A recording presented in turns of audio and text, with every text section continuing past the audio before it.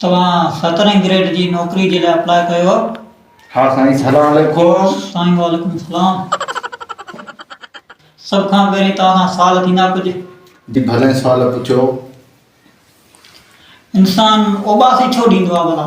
हीअं करे ओबासी इहो इंसान तकबर कंदो आहे, वॾाई कंदो आहे, हुनजे करे इंसान ओबासी ॾींदो आहे। सवाल नंबर 2 त हिकु औरत या तव्हांजी ज़ाल तव्हांखे ॾींहं में 3 मोचड़ा हणे त पोइ साल में तव्हांखे केतिरा चकर मोचड़ा हणंदी? Please one question once again. सवाल नंबर 2 इहो आहे त हिकु औरत या तव्हांजी ज़ाल तव्हांखे ॾींहं में 3 दफ़ा मोचड़ा हणे त साल में तव्हांखे केतिरा चकर मोचड़ा हणंदी? Please once question again, once question again. तव्हांजी ज़ाल या का बि औरत तव्हांखे ॾींहं में 3 चकर मोचड़ा हणे त साल में घणा चकर तव्हांखे मोचड़ा हणंदी? साईं आउं घरु छॾे वेंदुसि, पर बेइज़ती न सहंदुसि।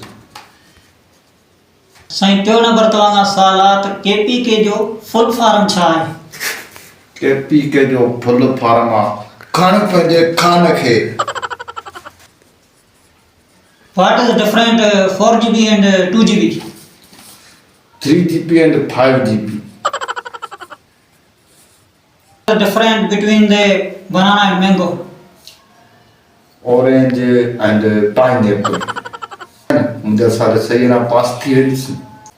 हिकिड़ो वरी सवाल आहे साईं, TMO जो फुल फॉर्म छा आहे? TMO जो फुल फॉर्म आहे टोटल माल आउट, यानी टोटल माल हड़प। अला साईं मन पास थी वञा, ग़रीब मन पास। तव्हांखे इंग्लिश ईंदी आहे? हाँ ॿुधा, इंग्लिश।